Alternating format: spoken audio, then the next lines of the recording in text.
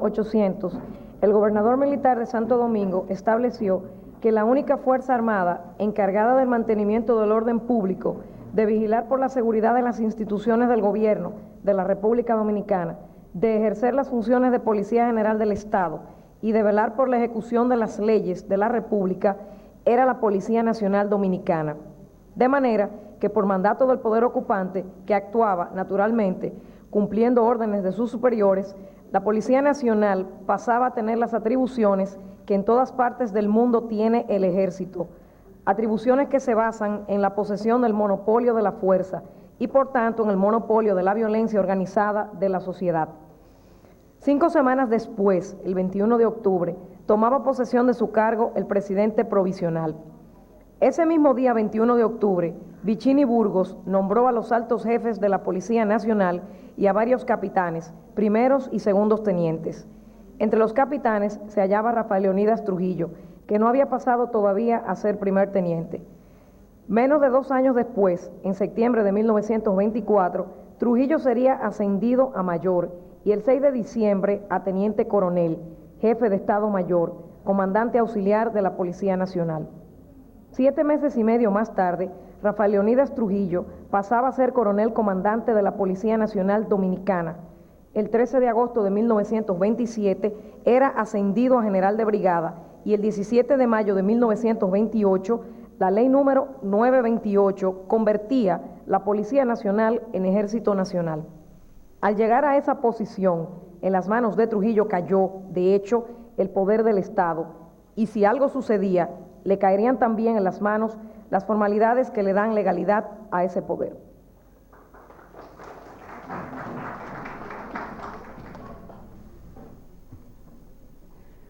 La más grande de las crisis conocidas en la historia del capitalismo fue la que estalló el último miércoles de octubre de 1929, que se conoce con el nombre de Miércoles Negro. Esa crisis mencionada en los libros de economía como la Gran Depresión fue políticamente devastadora en todo el mundo, pero estaba llamada a ser de importancia histórica en la República Dominicana, donde sus primeros efectos iban a coincidir con los de hechos políticos que podrían ser calificados de casuales, en la medida en que se dieron al mismo tiempo que la crisis y sus efectos, o que produjeran sus efectos en esa oportunidad. Pero pedimos que si se toman por casuales se tenga en cuenta aquella afirmación marxista de que el azar, o sea la casualidad, es una categoría histórica. ¿Cuáles fueron esos hechos? El primero de ellos fue la reelección del presidente Horacio Vázquez, que a pesar de que había sido elegido en 1924 para gobernar hasta el 16 de agosto de 1928, aceptó la tesis de que su mandato debía ser prolongado por 2 años más, lo que consagró mediante la redacción de una nueva constitución, la de 1927. Pero antes de que terminara el tiempo de la prolongación, aceptó ser propuesto para que se le reeligiera por 4 años,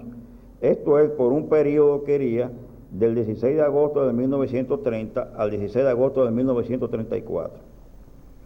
Tanto la llamada prolongación como la propuesta reelección eran manifestaciones típicas del proceso que en países de escaso desarrollo clasista, como era entonces la República Dominicana, lleva el nombre que encabeza las fuerzas sociales desde la jefatura del Estado a sustituir con el respaldo de esas fuerzas a la clase gobernante que todavía no se ha formado. La propaganda reeleccionista iba en aumento y estaba creando una fuerte agitación política que se hallaba en su etapa culminante en los días finales de ese mes del año de 1929, debido a que Horacio Vázquez, que para entonces estaba cumpliendo los 70 años, había enfermado a tal punto que debió salir hacia los Estados Unidos para ser sometido a tratamiento médico. E inició su viaje en el momento mismo en que empezaba la Gran Depresión. Al volver al país el 5 de enero de 1930, los efectos de la crisis se hacían sentir fuertemente en las débiles estructuras políticas dominicanas.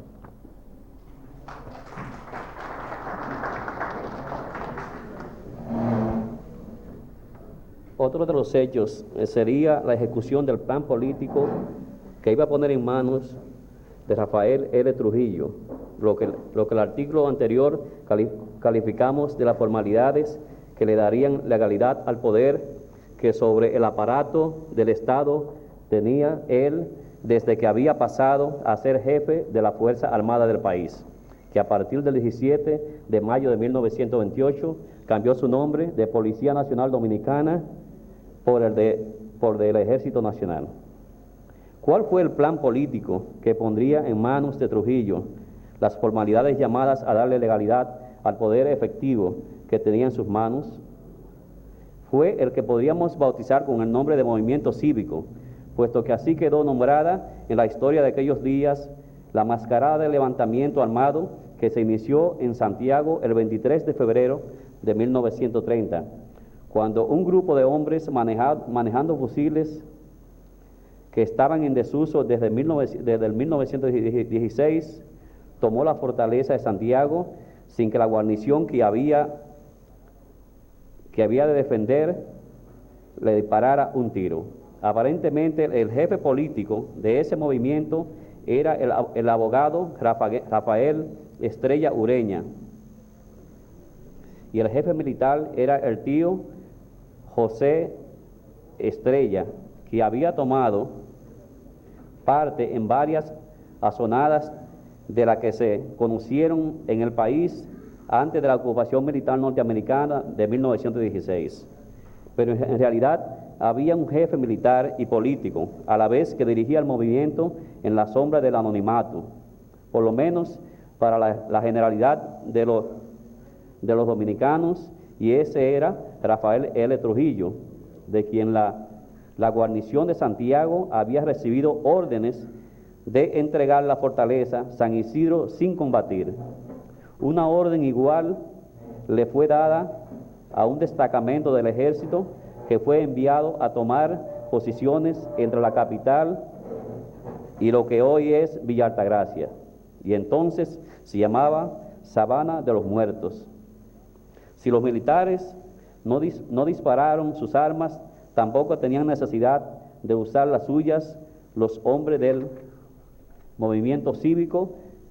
que entraron en la capital a bordo de camiones y de automóviles. El solo grito de "abajo el gobierno"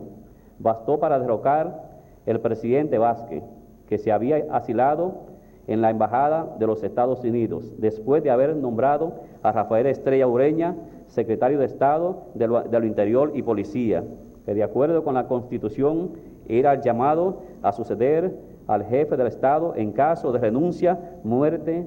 o inutilidad de éste.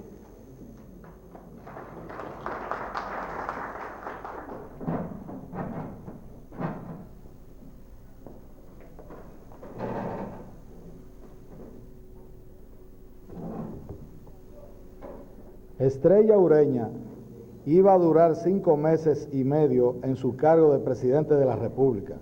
pues el papel que le tocaba desempeñar en el plan político que debía culminar el 16 de agosto de ese año consistía en servir de puente para que el poder de hecho que como jefe del ejército tenía Trujillo sobre el aparato del Estado quedara legalizado al recibir el título de presidente constitucional.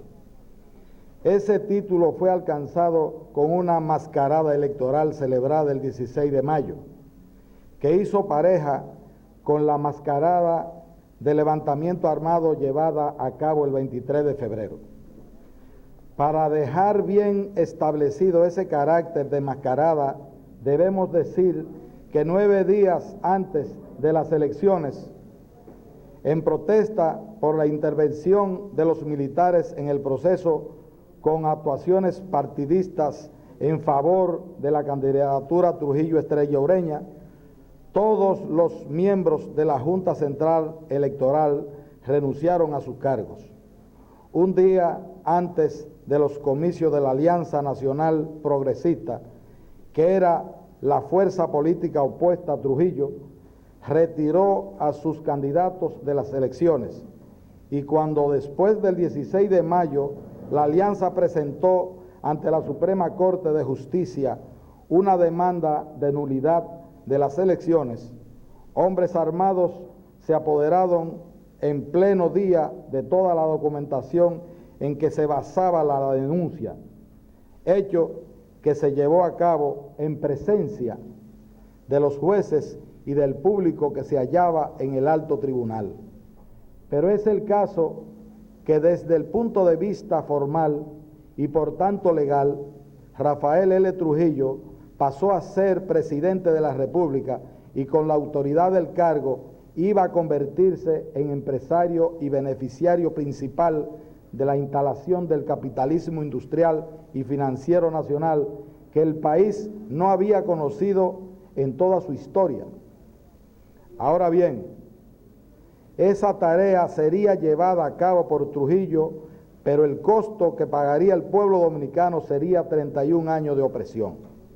hambre, sufrimiento de todos los tipos, lo cual era natural si tomamos en cuenta que, tal como había dicho Marx en el conocido capítulo 24 del Capital, el capital viene al mundo chorreando sangre y lodo por todos los poros, desde los pies hasta la cabeza. En tanto, conglomerado humano, nosotros habíamos sido empujados sin contar con nuestra voluntad hacia el campo del sistema capitalista que se hallaba en estado de formación cuando Colón descubrió la isla en que iba a establecerse la República Dominicana. Pero el capitalismo solo había funcionado aquí de manera aislada en su aspecto mercantil y así era sumamente débil, a tal punto que la gran mayoría de los comerciantes dominicanos no habían pasado nunca, antes de 1930, el nivel de los altos y los medianos pequeños burgueses, salvo 3 ingenios de azúcar que no figuraban entre los mayores y que habían pasado a manos dominicanas por herencia. Todos los demás eran propiedad de extranjeros, como lo era casi todo el comercio más fuerte. No había una sola industria nacional que produjera para el consumo en el país que empleara un número de obreros que llegara a 50. Y no había un banco nacional, ni se hallaba en ninguna parte un dominicano que supiera cómo funciona un establecimiento bancario.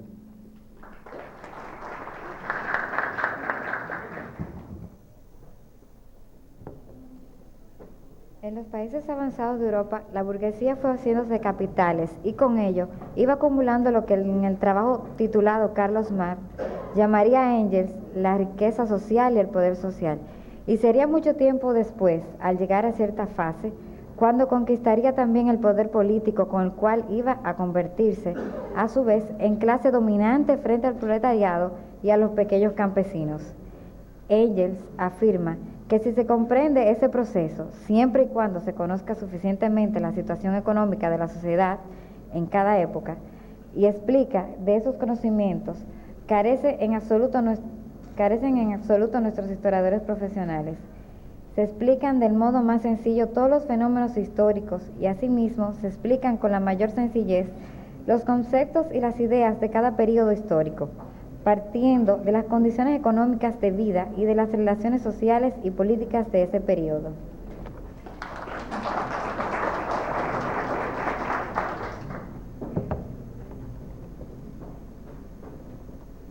En el caso de la República Dominicana y del papel que jugó en ella la tiranía trujillista, hay que partir de una contradicción que se daba en 1930 entre el país y el mundo capitalista, del cual era formalmente parte. Esa contradicción consistía en que mientras el mundo en que nos hallábamos insertados era tan avanzado en términos de desarrollo industrial, social, que en algún punto se había pasado al socialismo 13 años antes, concretamente en Rusia, un país de 60 millones de habitantes. Para 1930 nosotros no habíamos entrado aún en la etapa del capitalismo industrial nacional, de manera que hubiera sido un contrasentido que nuestro desarrollo económico y político esperara para iniciarse a la formación de una burguesía dominicana que pudiera tomar el poder político a través del control del Estado después de haber acumulado riqueza social y poder social. En este país el proceso tenía que llevarse a cabo al revés, o no se haría nunca, y al revés significaba empezar tomando el control del Estado para, con el uso del poder político, pasar a formar una burguesía capaz de darnos sustancia capitalista, aunque para eso fuera necesario hacernos chorrear sangre y lodo por todos los poros, desde los pies hasta la cabeza. Solo así podía resolverse la contradicción entre el país y el mundo capitalista, pero puesto que no teníamos desarrollo capitalista y eso nos distanciaba de los centros mundiales del capitalismo y también de lugares que, sin llegar a ser centros mundiales del sistema, se hallaban mucho más avanzados que nosotros y en consecuencia derivaban de sus relaciones económicas con esos centros ventajas que nosotros no podíamos alcanzar. Era necesario que para resolver aquella contradicción se incurriera en una de métodos. Esa contradicción de métodos, ¿cómo podía resolverse?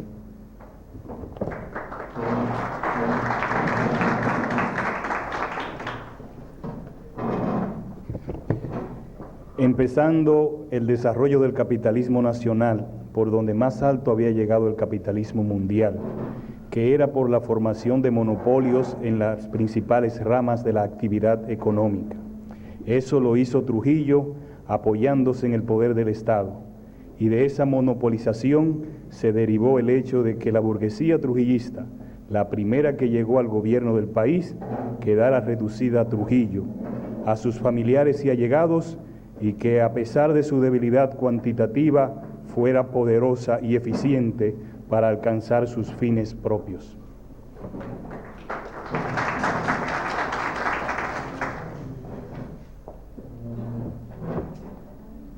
Cuando Trujillo empezó su carrera de creador de monopolios, no lo hizo pensando que estaba resolviendo una doble contradicción, cuya existencia ignoraba por completo,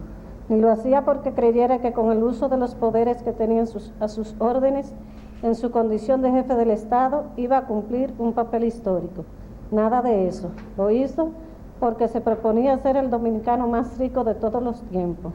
Ni por esos días ni en los últimos días de su vida llegó él a darse cuenta de que había pasado a ser un burgués, el más completo en todos los órdenes de los contados burgueses que había dado el país.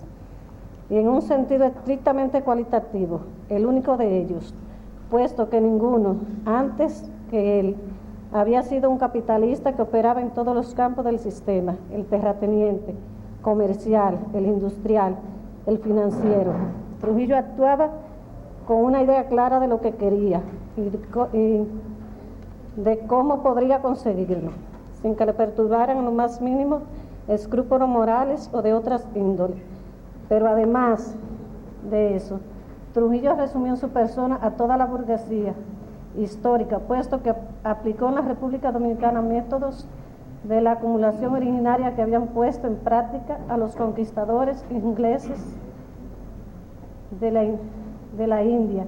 200 años antes, sin que tuviera la menor idea de que habían existido esos conquistadores ingleses, y aplicó método de acumulación capitalista que habían usado las burguesías de los Estados Unidos, de Francia en el siglo pasado, a pesar de que no estaba enterado de su existencia.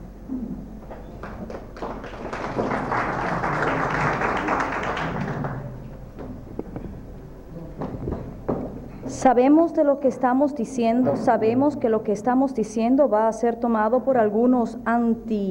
autocalificados marxistas de este país como elogios a Trujillo, lo que se explica porque esos supuestos marxistas ignoran que un sistema económico-social, cualquiera que sea, se reproduce constantemente en las ideas y la manera de actuar de millones de personas que no saben por qué piensan y actúan como lo hacen, fenómeno parecido al que podemos ver repetido en los autores de varios inventos de orden práctico hechos al mismo tiempo en lugares diferentes del mundo. Gracia, el caso del cinematógrafo inventando en Francia por los hermanos Lumière y en los Estados Unidos por Thomas Edison.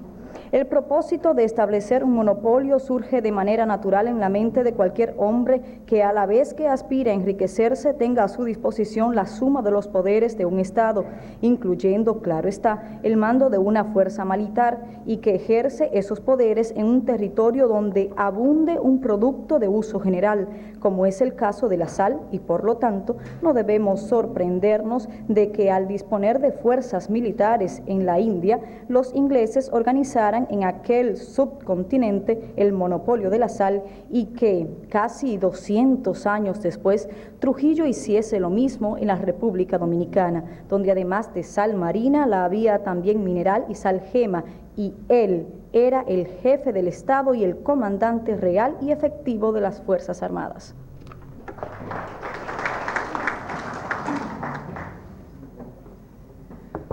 Los monopolios trujillistas fueron creados por más de una razón. Una de ellas era la falta de conocimiento de los dominicanos en cuanto se relacionaba con las actividades económicas,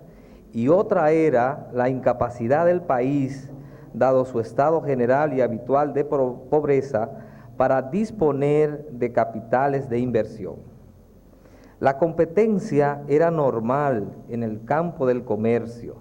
pero cuando se entraba en el de las industrias, salvo las más elementales, como la fabricación de pan, fideos y jabón, que por otra parte requerían de muy poco capital y de escaso personal, en la República Dominicana no había quien conociera lo que los ingleses llaman el know-how, indispensable para montar una industria y para administrarla.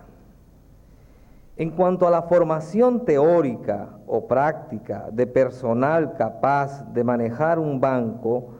para que nos hagamos cargo de la situación del país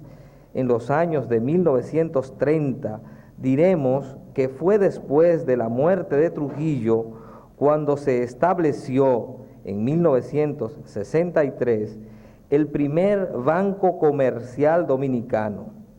y para fundarlo sus promotores le dieron al Banco Popular de Puerto Rico el 20% de las acciones a cambio de que el banco puertorriqueño les facilitara personal que pudiera formar a los futuros ejecutivos de la empresa.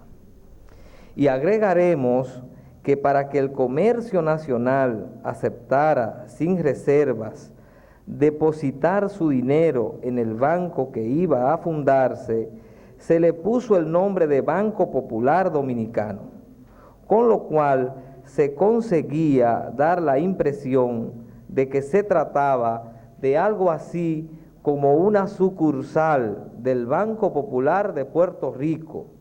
lo que no era difícil, dado que en el de Santo Domingo trabajaban varios puertorriqueños,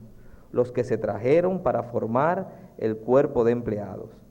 De manera que, como puede comprender el lector, no solo no se disponía de personal dominicano capaz de administrar un banco,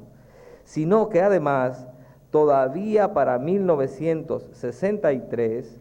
los comerciantes del país rechazaban la idea de confiarle su dinero a una institución bancaria que no fuera extranjera.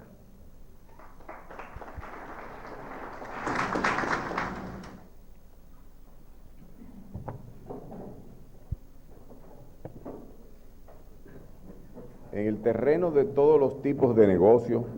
Trujillo fue un monopolista consumado, no solo porque él quería hacerlo, prefería hacerlo, sino también porque el medio económico social lo requería, y porque la posesión de la suma de los poderes del Estado le proporcionaba los medios indispensables para hacer respetar sus monopolios. ¿Cuáles eran esos medios? En primer lugar, los cuerpos legisladores, o sea, el Senado y la Cámara de Diputados. Con ellos, a su disposición, hacía pasar cuantas leyes necesitara para legalizar sus empresas monopolistas. En segundo lugar, la fuerza pública, y muy especialmente el aparato militar, que tenía la encomienda de hacer cumplir las leyes y de manera singular aquellas cuyo cumplimiento era de interés para Trujillo, como por ejemplo la ley que prohibía sacar sal de las salinas marinas del país, pues si esa disposición legal no se cumplía a rajatabla, Trujillo no podía establecer el monopolio de la sal mediante la explotación de la única mina de piedras de sal o sal gema que había en la República Dominicana. En tercer lugar, el Poder Judicial, que es el aparato del Estado, el que tiene la capacidad de decidir acerca de la aplicación de las leyes.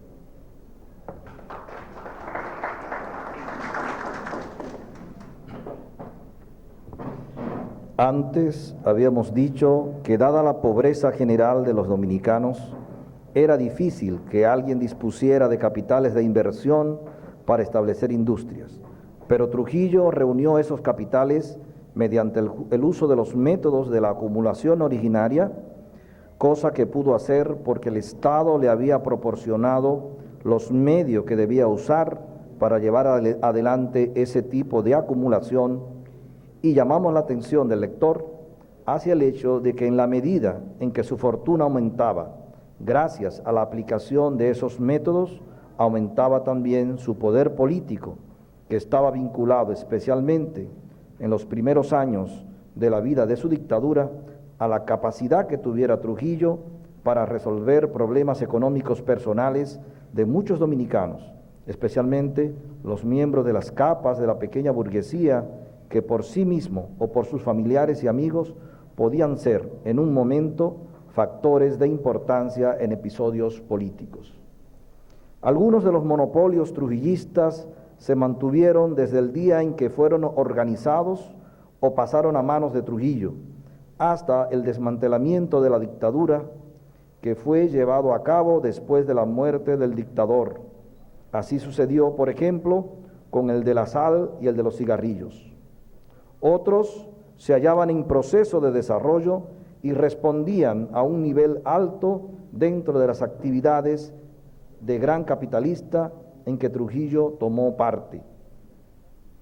Tal fue el caso de los ingenios de azúcar. De 14 que había en el país, él se adueñó de 10 y después estableció 2,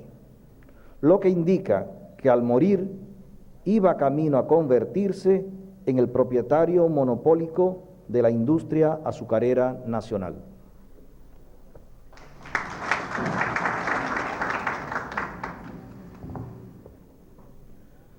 Con Trujillo vivió la República Dominicana una experiencia que debería ser analizada seriamente para sacar a la luz las enseñanzas que hay en ella.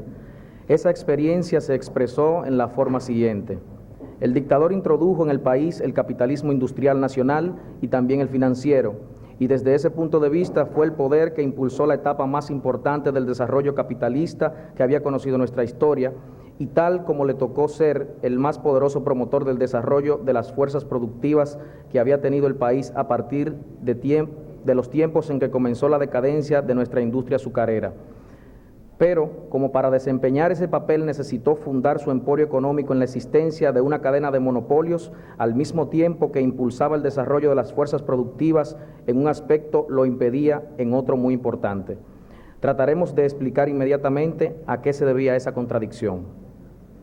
En el sistema capitalista, el combustible que hace andar el motor del desarrollo es la ambición de los aspirantes a ser ricos. Esa aspiración es el producto y a la vez el origen subjetivo del sistema, puesto que sin patronos no sería posible crear la empresa capitalista.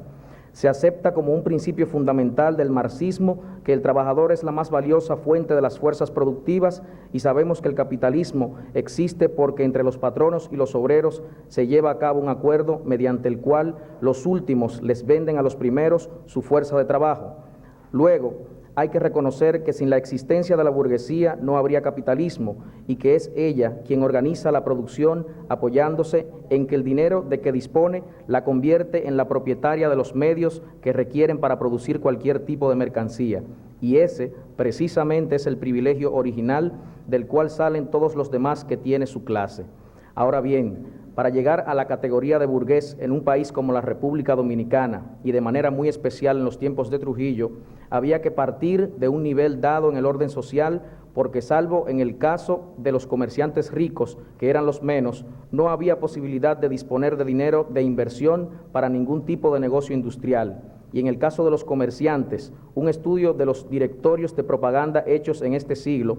la guía de Enrique de Champs del año 1906, el libro azul de dos puertorriqueños anónimos, 1920, y el álbum de oro de los cubanos Monteagudo y Escames de alrededor de 1935, únicos en toda la historia del país, nos demuestra que la mayoría de los comercios que teníamos en el año 1906 habían desaparecido ya en el 1920, y de los que había en 1920 quedaban muy pocos cuando se publicó el álbum de oro 15 años después.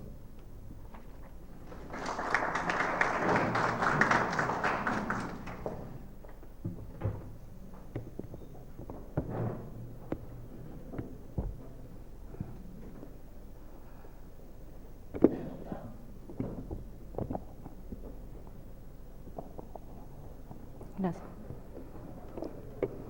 Las fuerzas productivas de la República Dominicana eran sumamente débiles para los primeros años de la dictadura trujillista, y si Trujillo impulsó su fortalecimiento al establecer un emporio industrial que iba desde la fabricación de cemento y de harina de trigo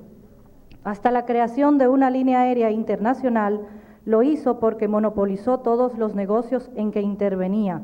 y con su cadena de monopolios impidió el desarrollo de la burguesía nacional, lo que fue una manera de obstaculizar el desarrollo de las fuerzas productivas del país. Las revoluciones verdaderas, auténticas, estallan cuando la violencia concentrada de la sociedad impide el desarrollo de las fuerzas productivas. Si el estallido se produce en el momento histórico en que hay que barrer un sistema económico y social que se ha sobrevivido a sí mismo, o sea, que ha durado más allá de lo que le correspondía al tipo de fuerzas productivas que estaban en la base de su existencia, la revolución se presenta con un poder demoledor de todo lo viejo, al que nada ni nadie puede resistir, pero al mismo tiempo aparece con un impulso creador de la nueva sociedad que la hace invencible, no importa cuánta sea la capacidad de violencia que pueden poner en acción sus enemigos. Eso es lo que explica que la Revolución Francesa, a la que Engels llamaba la Gran Revolución, pudiera enfrentarse a la coalición de todos los poderes europeos, incluyendo entre ellos a Inglaterra, que no era un estado feudal ni cosa parecida, y que por el hecho de ser el país económica y políticamente más avanzado de los pocos capitalistas que había a fines del siglo XVIII, debió de haber sido el aliado de la Francia revolucionaria y no el más ardiente de sus enemigos. La Francia de la Gran Revolución les respondió a esos enemigos con las armas de la guerra y se hizo respetar de todos ellos.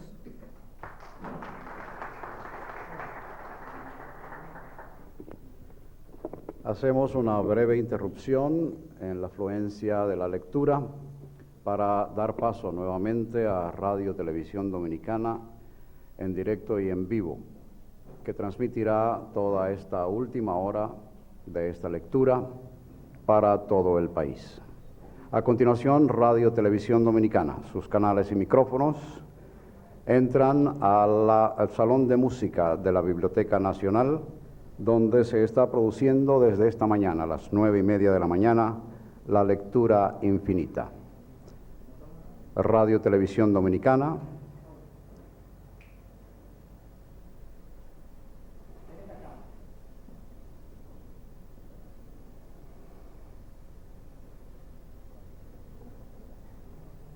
Radio Televisión Dominicana pasa a transmitir a continuación directamente desde la Sala de Música de la Biblioteca Nacional la continuación de esta jornada de la lectura infinita.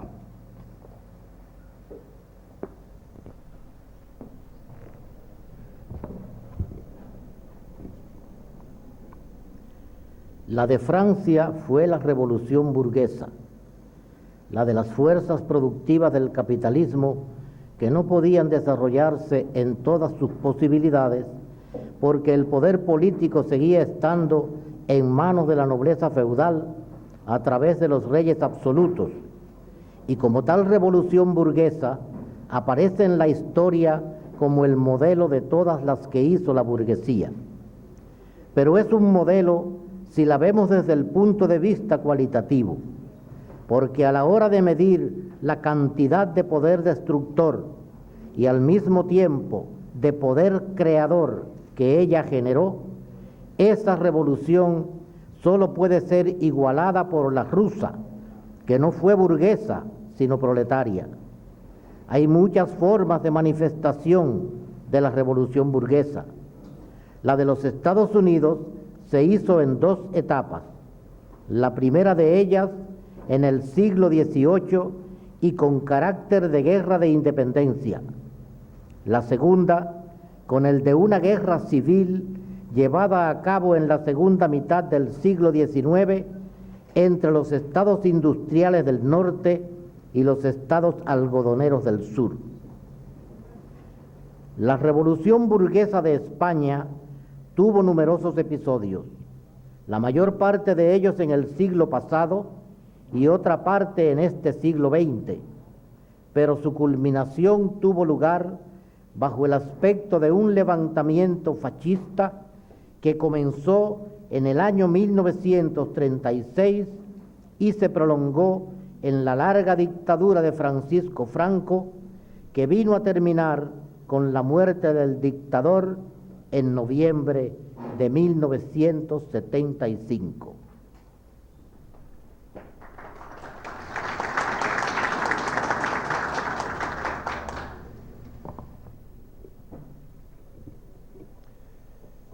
En países como los de América Latina, donde no se conoció el feudalismo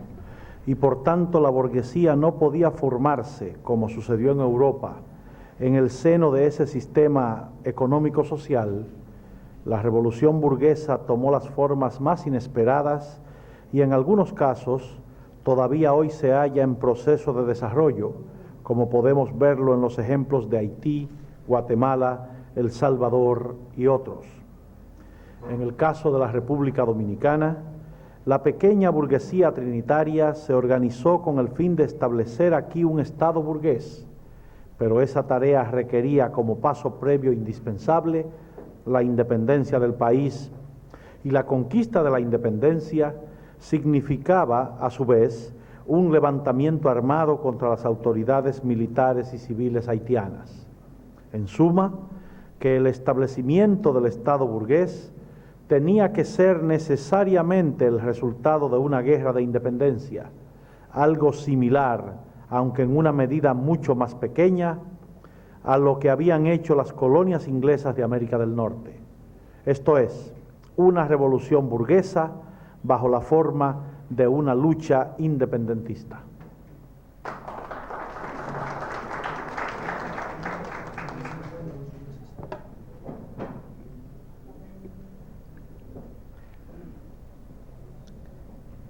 La lucha se llevó a cabo y nació la República Dominicana, pero el pueblo no pudo organizarse políticamente como sociedad burguesa. ¿Por qué? Porque no tenía en su seno una burguesía. La Revolución Francesa fue hecha por una burguesía que venía desarrollándose dentro de la sociedad feudal desde hacía por lo menos 4 siglos. La Guerra de Independencia de las colonias inglesas de Norteamérica fue iniciada por burgueses y oligarcas esclavistas cuyos antepasados procedían de Inglaterra, de donde habían salido para fundar una sociedad capitalista en el Nuevo Mundo.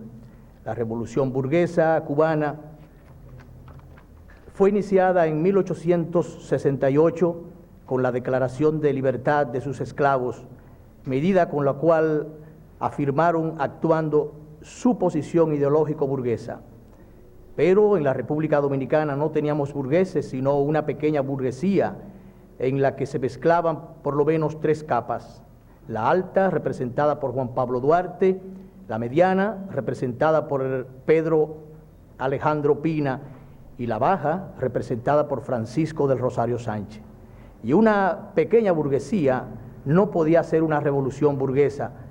así como un niño de 10 años no puede desempeñar el papel de un hombre adulto.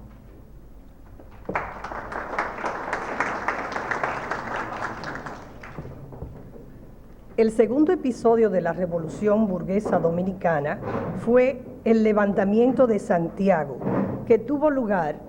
el 7 de julio de 1857, cuya justificación política se hizo en un manifiesto de corte claramente burgués, en el cual se afirmaba que el segundo gobierno de Báez había sido el peor del país, ya que además de haber hecho todo lo malo que habían hecho los anteriores, quitaba al pueblo el fruto de su sudor,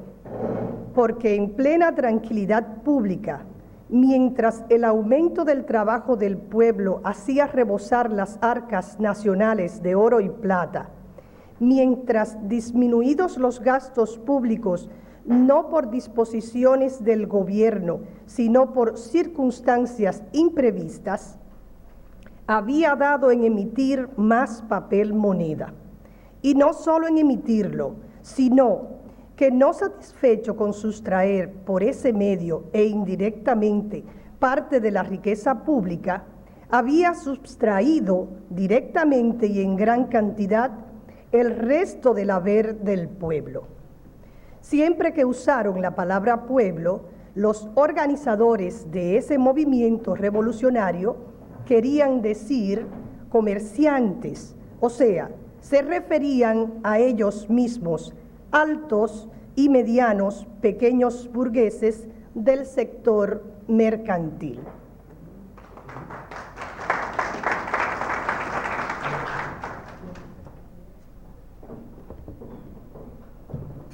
El intento de revolución burguesa de 1857 acabó en un fracaso cuando, incapacitados para derrotar a Báez, que usó contra ella a las capas más bajas de la pequeña burguesía, sus jefes se vieron obligados a reproducir la alianza de los trinitarios y los ateros que había hecho Duarte en 1843. En virtud de esa alianza, retornó al país Pedro Santana, que se hallaba exiliado en San Tomás. Recibió el mando de las fuerzas revolucionarias, tomó la capital y se quedó con el poder. Como saben todos los dominicanos que han estudiado la historia del país, el resultado de la vuelta de Santana a la jefatura del Estado fue la entrega de este a España en el penoso episodio histórico llamado la anexión.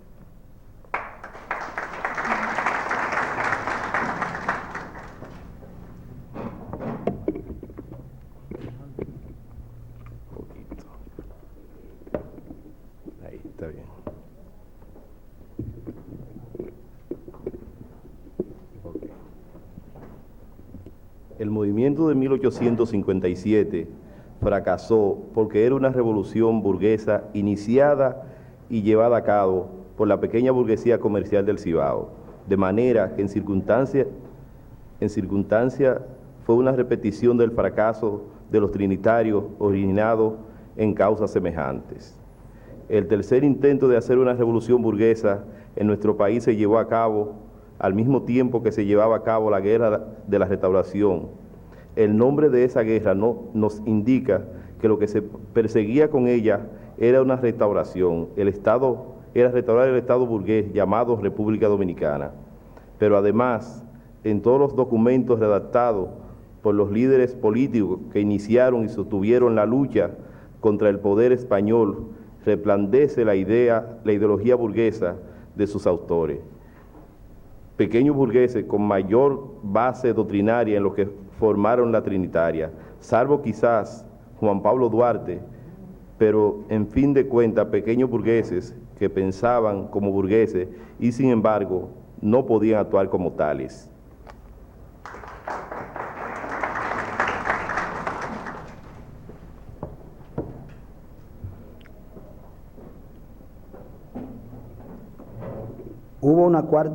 Hubo un cuarto intento de hacer una revolución burguesa en Dominicana. Un intento que comenzó con la muerte de Ulises Geroc y terminó con la de Ramón Cáceres. Si vemos la historia de manera superficial, nos parecerá que lo que acabamos de decir no tiene sentido.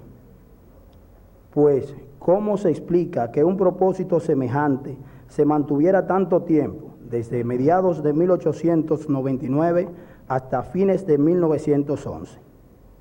Pero es el caso que mantuvo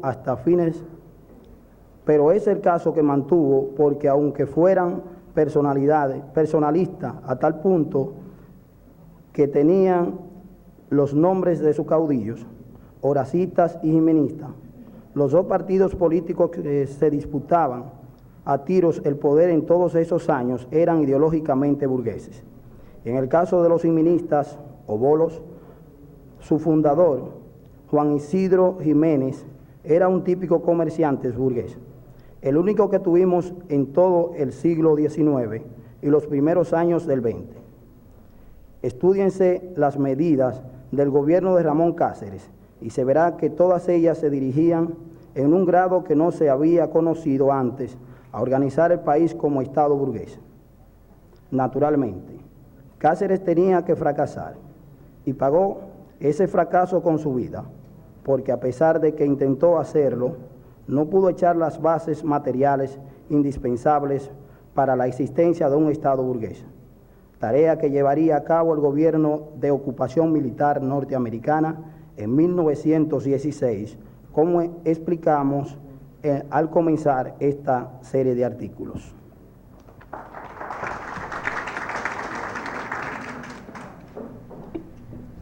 El último intento sería el de la Revolución de Abril, y ese fue el que estuvo más cerca de ser una revolución burguesa. Primero, porque ya existían las bases materiales de un Estado burgués más firmes que las que habían dejado los ocupantes militares de 1916-1924, puesto que Trujillo las había ampliado cuantitativa y cualitativamente, y segundo,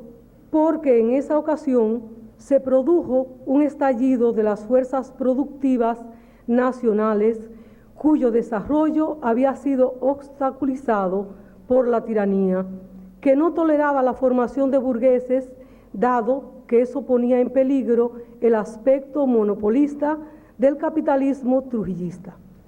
Trujillo fue a la vez el jefe militar, económico y político del país. Cada una de esas tres jefaturas fortalecía a las otras dos, pero las tres se debilitarían si se debilitaba una de ellas. Así lo entendía Trujillo, y de ahí el control de acero que mantenía sobre las Fuerzas Armadas, sobre la economía del país, que manejaba a través de los monopolios y a través de las instituciones del Estado, que era, en última instancia, el poder decisivo en todos los aspectos de la vida nacional.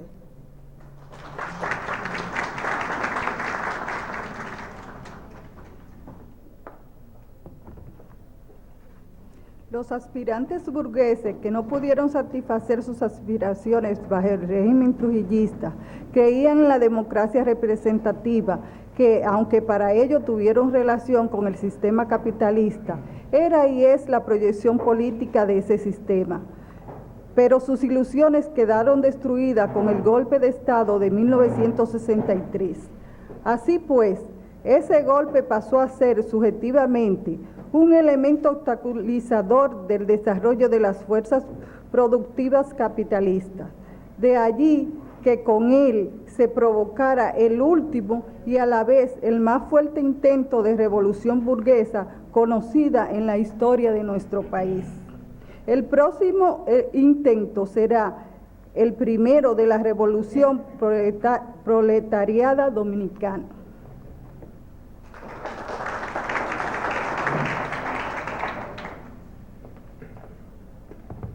La corta cantidad de dinero que le fue entregada a Santana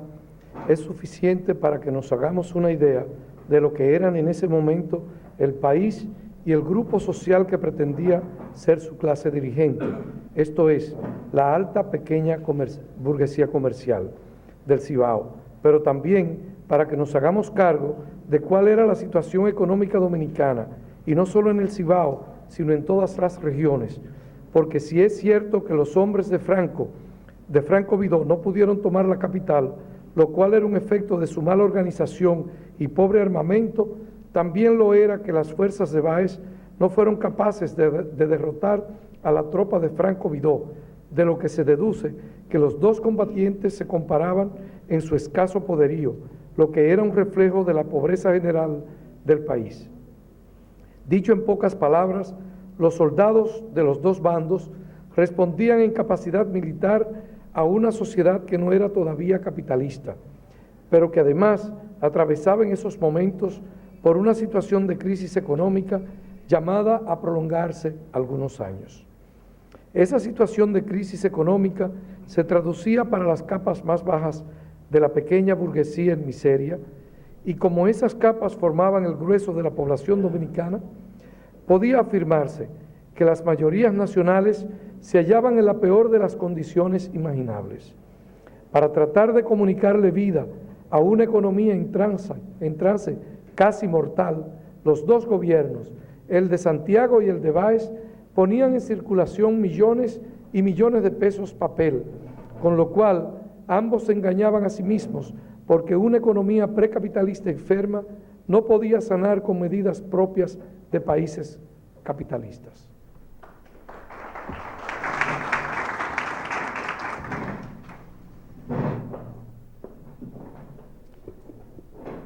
Al pueblo se le mantuvo en la mayor ignorancia de lo que iba a suceder, a tal punto que la anexión iba a ser proclamada el 18 de marzo y sin embargo el 27 de febrero se celebró, como dice García,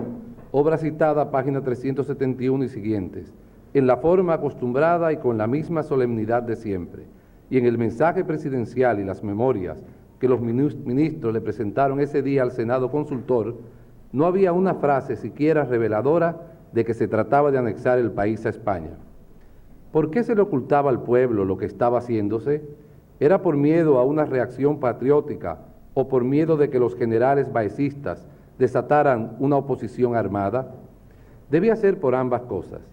Por ejemplo, se sabía que el general Matías Ramón Mella era opuesto a la anexión y se le prendió y expulsó del país. El buque de guerra español Pizarro, que había llegado de Cuba el 22 de febrero, en el cual retornó al país Ricari Torres, con los acuerdos finales de la anexión, fue despachado a las calderas para que desde allí vigilara cualquier movimiento que se hiciera en la banda sur. Santana envió a todos sus hombres de confianza su circular del 4 de marzo.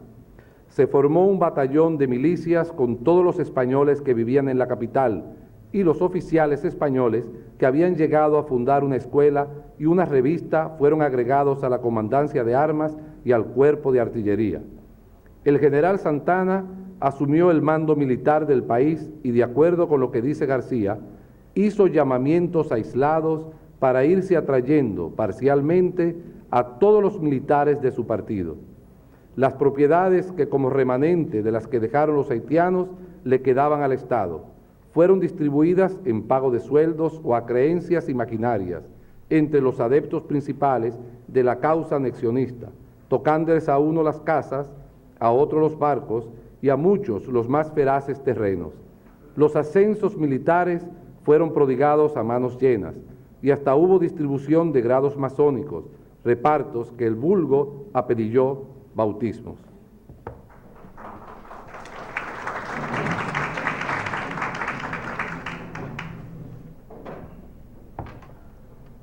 En la historia de la Guerra de Independencia llevadas a cabo por los pueblos de América Latina, hay muchos ejemplos de lo que estamos diciendo, desde un líder tan consciente de lo que estaba haciendo y por qué lo hacía, como Simón Bolívar, hasta los esclavos haitianos que hicieron al mismo tiempo una guerra de liberación altamente costosa en vidas y una espantosa guerra social. En la República Dominicana, la guerra de la Restauración fue de liberación o de independencia, hecha para sacar del país el poder de España, pero fue también una guerra social en la que conquistaron preeminencia social y política hombres que por sus orígenes de clase y por sus antecedentes estaban condenados a ser toda su vida unos pobres desconocidos y por tanto sometidos a la miseria propia de una sociedad que todavía por los años en que se hizo esa guerra era precapitalista, sin que pudiera ofrecerles a los hijos del pueblo ninguno de los aspectos compensatorios que podían hallar en lo que hoy son Francia u Holanda los siervos feudales. De paso, diremos que en las guerras contra Haití también hubo un ingrediente de guerra social, pero no tan intenso como el que se dio en el de la Restauración. Las guerras sociales son siempre feroces. La razón de su ferocidad está en que el enemigo le cierra al soldado libertador o pretende cerrárselo el camino que ha de conducirlo a donde él se propuso llegar el día en que decidió tomar las armas para liberar a su país, acto con el cual conquistó el derecho de labrar su destino personal. Eso no lo comprendieron los cronistas españoles de la Guerra de la Restauración, que se asombraban de la fiereza y la crueldad con que combatían los dominicanos.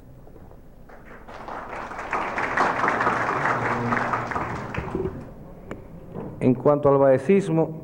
esa corriente expresaba una realidad social potente y actuante que tenía aún varios años de vida ante sí. Y nos referimos a la presencia en la sociedad dominicana de las capas bajas de la pequeña burguesía, que en esos años eran sumamente pobres y sentían de manera muy viva su pobreza y la humillación que lo acompañaba. Unir a santanistas y baecistas para enfrentar a España no era tarea fácil, sobre todo porque no había líderes capaces de comprender que hacerle la guerra a España requería de la unidad de unos y otros. Pero de manera intensiva el pueblo se dio cuenta de que la garantía de la victoria estaba en la unidad, y por lo menos a la hora de comenzar la lucha y hacer la unidad contribuyó sin duda el hecho de que Santana renunciara a la Capitanía General, que era la jefatura del gobierno del país, lo que dejó a sus partidarios en libertad de unirse a los que se proponían luchar contra España, aunque fueran baecistas.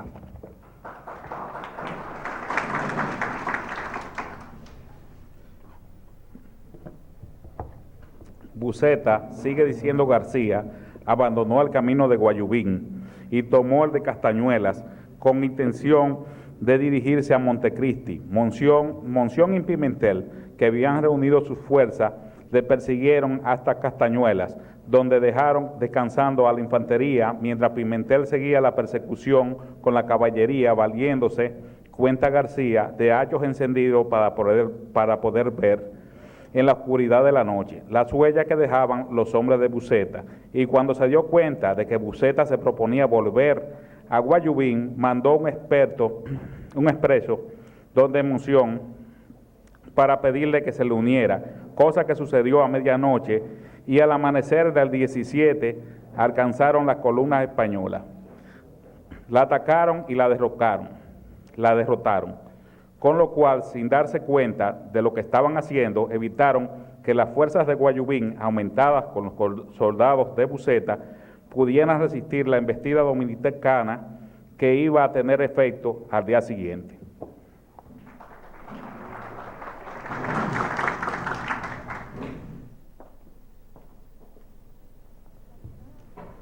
La llegada de Lafi al campamento dominicano de Santiago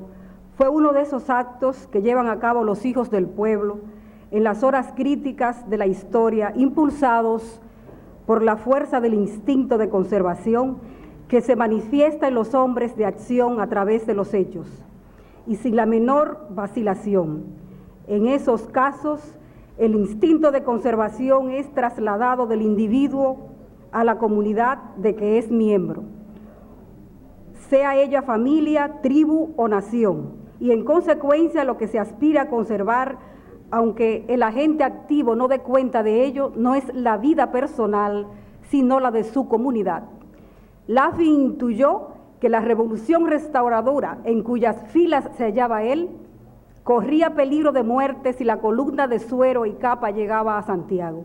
y había tratado de impedir que siguiera su marcha, pero no lo había conseguido. Entonces decidió de manera puramente instintiva llevar él mismo la noticia de ese peligro hasta el cuartel general dominicano.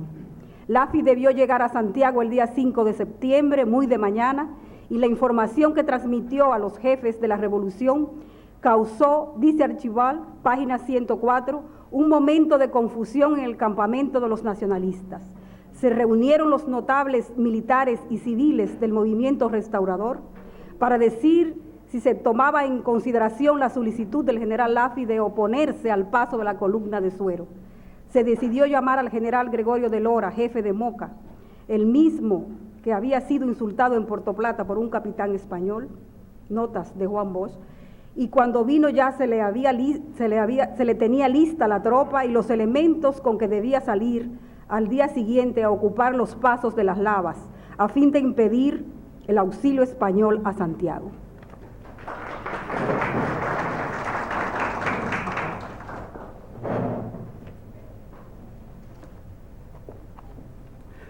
En las guerras de liberación, que como hemos dicho son también guerras sociales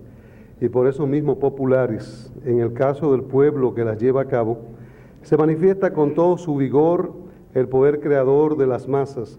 debido a que ellas tienen una facultad que se les va desarrollando con la práctica diaria de su existencia, y es la de crear de manera instantánea soluciones para situaciones inesperadas y difíciles. Los que crean esas soluciones se convierten en líderes. Lo mismo si se trata de un Isaías Redondo, que armado solo de un revólver se enfrenta a una columna española que avanza en la oscuridad de la noche y acierta a darle muerte de un solo disparo al jefe de esa columna,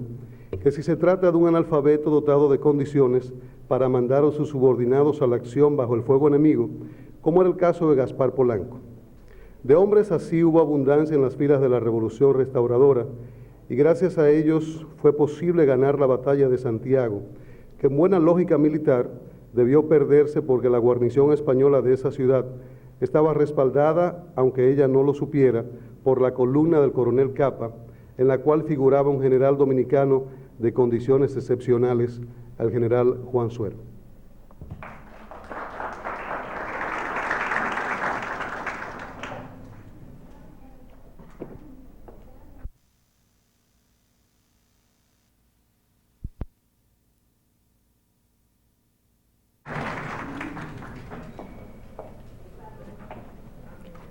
El peso que tuvo la situación de miseria generalizada del pueblo dominicano en el ánimo y las ideas del pequeño grupo que concibió y negoció la anexión a España debe haber sido decisivo a la hora de dar un paso de la trascendencia que tuvo ese episodio de nuestra historia. Y sin embargo, un aspecto tan importante no se menciona de manera directa en los documentos de la época, salvo el caso de una carta a la cual nos hemos referido en los artículos titulados Perfil Político de Pedro Santana, publicados entre el 16 de agosto y el 6 de septiembre del 1998 en los números 148 y siguientes de Vanguardia del Pueblo. La carta es de Manuel Santana, hijo de Ramón Santana. Está fechada en Atomayor el 12 de marzo del 1861 y sin duda fue escrita en respuesta a una circular de Santana del 4 de ese mes, a la cual se refiere José Gabriel García, obra citada, página 372, diciendo que fue dirigida a hombres de su confianza y que en ella les encargaba que les hicieran saber a las autoridades y personas notables del país de las negociaciones que acababan de celebrarse con el gobierno español, o lo que es lo mismo, el acuerdo de anexión.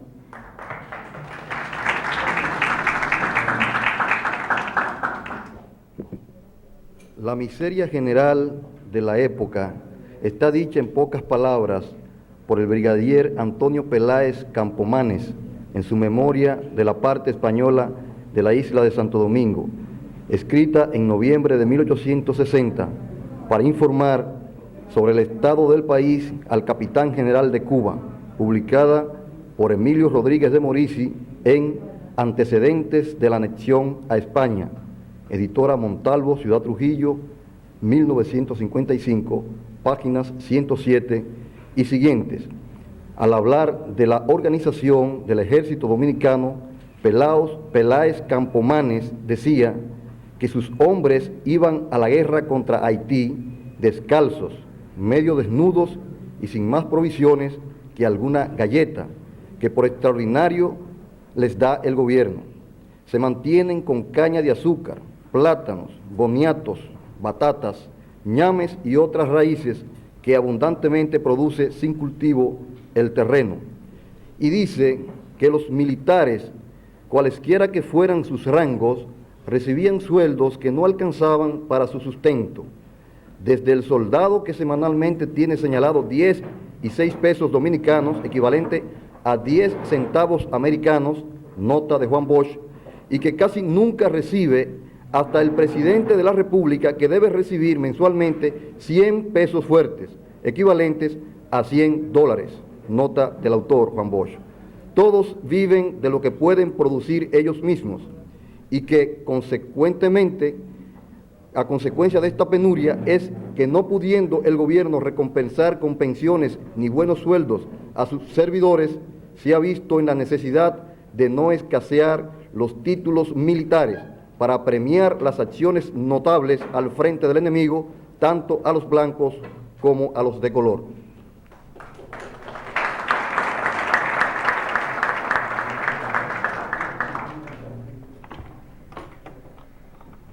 En cuanto al baecismo, esa corriente expresaba una realidad social potente y actuante,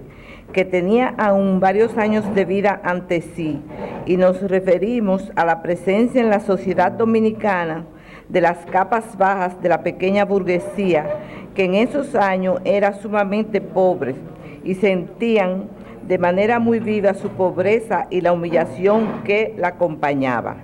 Unir a santanistas y baecistas para enfrentar a España no era tarea fácil,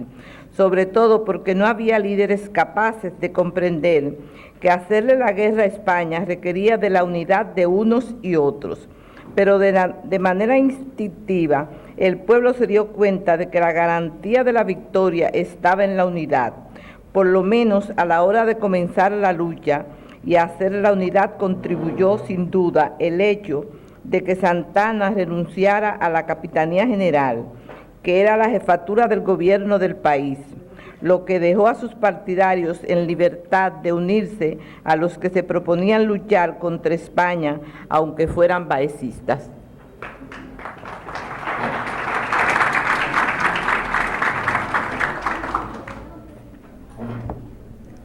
Cuando Archambault, página 30 y siguiente,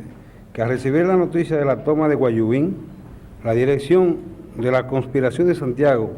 que eran los miembros del ayuntamiento y algunas personas, prometieron al servicio prominente al servicio de España, determinante, lanzarse a la acción cuando carecían por completo de armas. Los jefes de ese atravieso golpe fueron Ramón Almonte, el comandante Vidal Pichardo y el comandante Carlos Lora, en su mayor parte elementos obreros, y habían tomado parte en la guerra de la independencia, esos a quienes Archambault califica de obreros,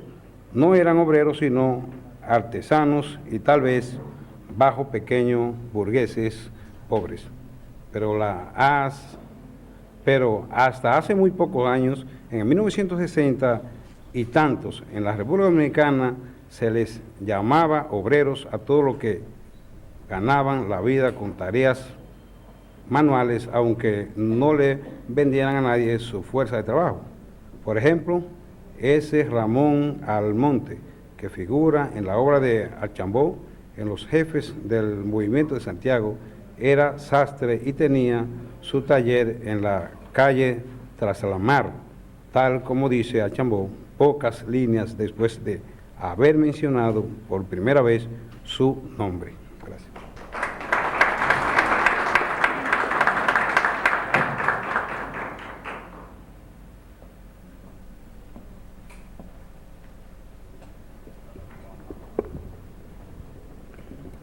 Continuamos transmitiendo desde la Sala de Música de la Biblioteca Nacional esta jornada de la lectura infinita de la obra del profesor Juan Bosch, jornada organizada en conmemoración de su onomástico.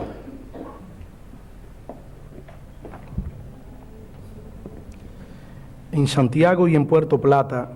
el poder español iba a recibir golpes muy duros, tan duros que al dárselos, la revolución restauradora aseguraría la victoria, aunque ésta tardara en ser alcanzada. Esos golpes fueron el incendio de Santiago y con él la toma de la ciudad, hechos que fueron ejecutados el 6 de septiembre, es decir, a las 3 semanas de haber cruzado las fronteras dominico-haitianas los primeros restauradores. Y la sangrienta persecución de las tropas españolas que iban de retirada de Santiago hacia Puerto Plata. Puerto Plata sería destruida también por el fuego aplicado como medida de guerra, lo que sucedería un mes después de que la arrasó a Santiago. Y para que se comprenda la importancia que tuvo el incendio de Puerto Plata, conviene recordar que ese lugar era la plaza comercial más importante del país, a la vez que era el mejor puerto del mar. En cuanto a población, se estimaba que para 1863 tenía tanta como Santo Domingo y como Santiago, esto es 6.000 personas.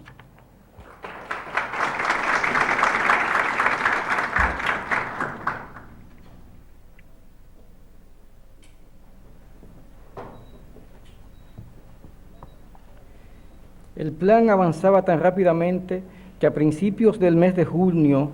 año de 1860,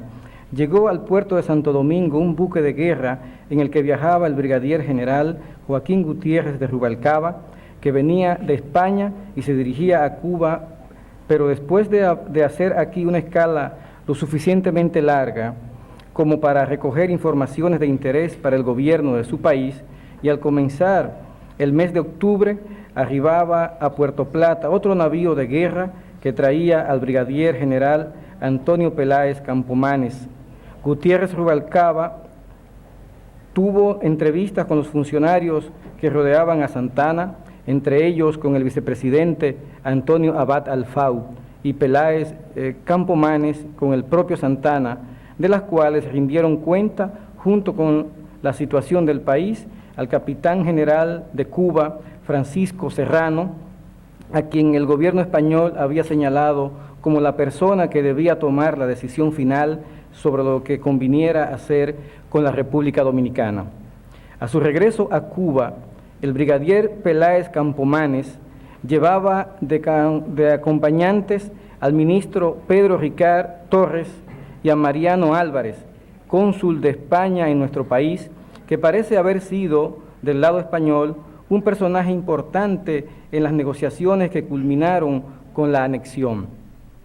Ricard y Torres era portador de una carta del vicepresidente Alfau dirigida al general Serrano y fechada el 20 de octubre,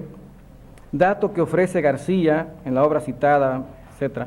en la que decía que, comillas, comprendiendo los peligros que corrían y siguiendo sus inspiraciones, el general Santana y él, de acuerdo con todo el gabinete, seguros de que la voluntad del pueblo los acompañaba, habían determinado resueltamente incorporarse a la monarquía española, y le pedía que mandara al país, sin perder tiempo, fuerzas militares.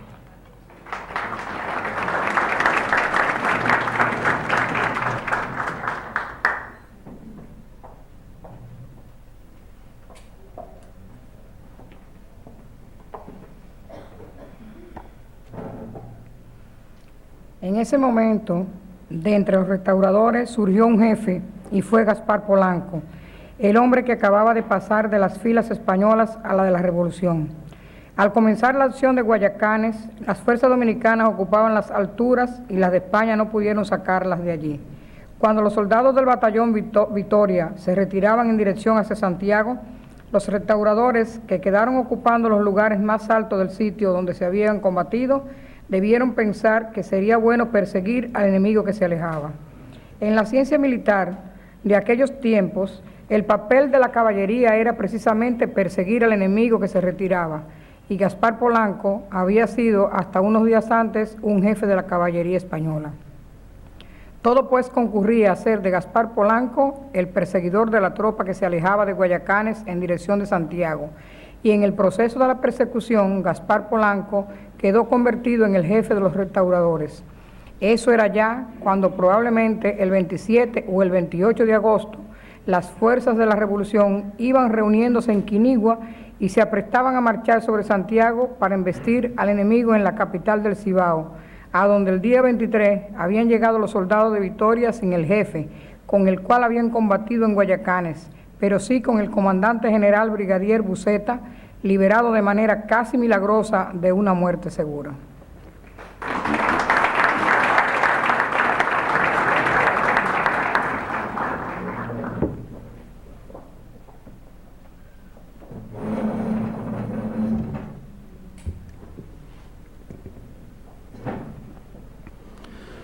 La fuente para el conocimiento de ese momento estelar de la historia dominicana es Gregorio Luperón, que se refiere a las acciones del día 6 de septiembre en sus notas autobiográficas, relatadas, aunque no escritas por él, porque si bien no era un analfabeto como Benito Monción, Manuel Rodríguez el Chivo y Gaspar Polanco, escribía como cualquier hijo del pueblo cuyos padres no habían tenido medios para pagarle una escuela. Y Luperón refiere que a las 2 de la mañana del día 6 comenzó el ataque restaurador llevado a cabo por una columna mandada por el general Lora, otra mandada por el coronel Benito Monción, otra por el propio Luperón y otra por el general Polanco. Lora fue herido de muerte y moriría poco después en los Chachaces. A Luperón le mataron el caballo. En esas notas autobiográficas se dice que en la batalla de Santiago se combatió con la bravura que inspiran las guerras de independencia, pero lo correcto habría sido decir que los que toman parte en una guerra de liberación son aquellos hombres y mujeres que necesitan realizarse a sí mismos en acciones militares porque tienen la vocación de los guerreros, y la guerra es el campo propio de los seres humanos que se reconocen a sí mismos con las condiciones necesarias para expresarse en la acción, razón por la cual las guerras de independencia son llevadas a cabo por los que se sienten capaces de hacerlas y se enrolan en ellas por decisión voluntaria, no en cumplimiento de leyes que los obliguen a tomar las armas. Y ese era el caso de Gaspar Polanco, de Gregorio Luperón, de Benito Monción, de Pedro Antonio Pimentel y de todos los jefes y soldados de la guerra restauradora.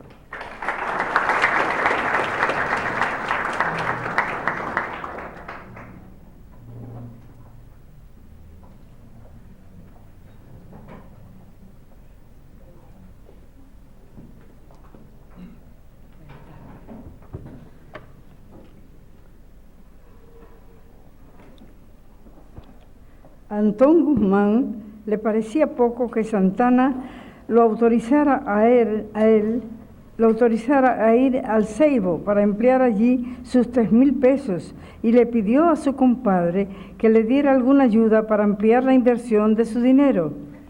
Santana le dio 2,000 pesos de manera que Antón se halló dueño de 5,000, con los cuales tuvo lo necesario para organizar una guerrilla de la cual sería jefe.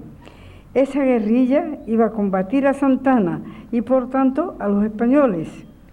sobre todo a los que estaban en el cantón de Guanuma, y para que no le quedara a nadie duda de lo que se proponía hacer y de que él, Antón Guzmán, había pasado a ser un jefe tan grande como Santana, le envió a este una carta en la que, además de insultarlo y provocarlo con un lenguaje feroz, le juraba, entre comillas, como dice González Tablas, página 192, por lo más sagrado que le había de matar con su propio puñal.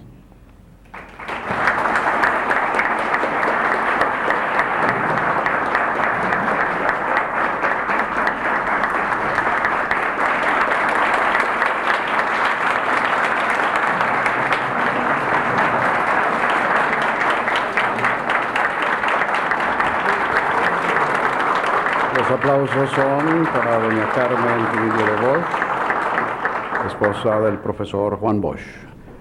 Toca a continuación el turno 215 en esta lectura infinita que corresponde al cierre de la misma en la persona del excelentísimo señor vicepresidente de la República, doctor Jaime David Fernández Mirabal.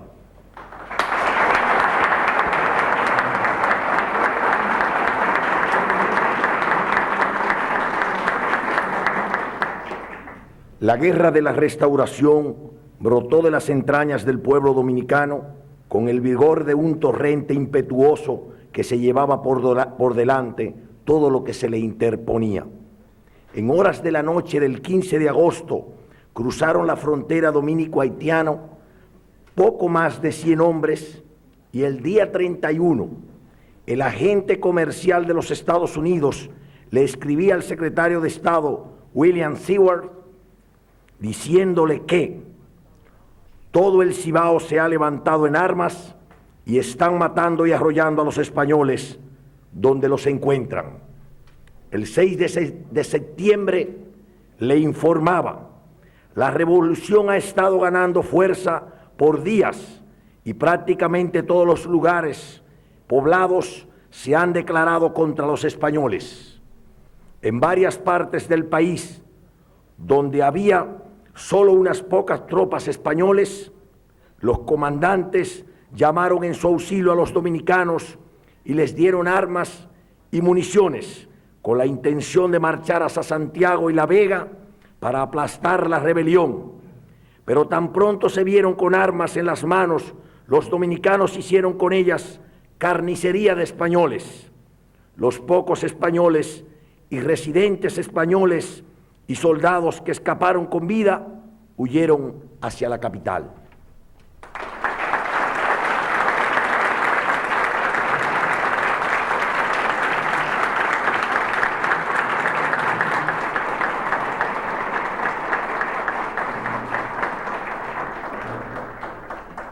Con la lectura por parte del honorable señor vicepresidente de la República,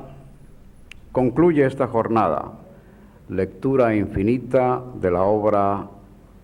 del profesor Juan Bosch, La Guerra de la Restauración, obra que originalmente fue publicada en capítulos en el semanario Vanguardia del Pueblo en 1980 y que posteriormente fuera editado en un libro de 259 páginas en 1982. 215 personas, presidente de la República, vicepresidente de la República, secretarios de Estado, profesionales, sindicalistas, obreros, estudiantes, hombres y mujeres de la prensa, el país representado en su sociedad civil ha rendido homenaje a uno de nuestros más grandes intelectuales, el profesor Juan Bosch, quien en este justo día cumple sus 89 años. Para el profesor Juan Bosch, que le llegue hasta allá el aplauso de los presentes y de todos los dominicanos.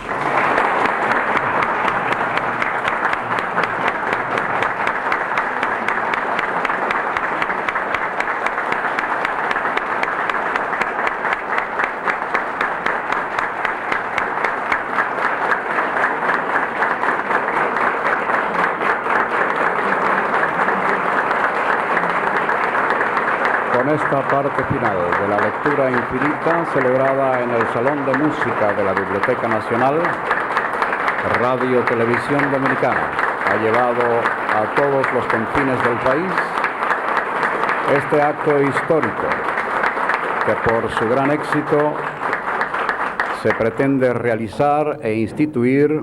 para reconocer a otros grandes hombres y mujeres de las letras dominicanas. La Biblioteca Nacional, en ocasión posterior, pues avisará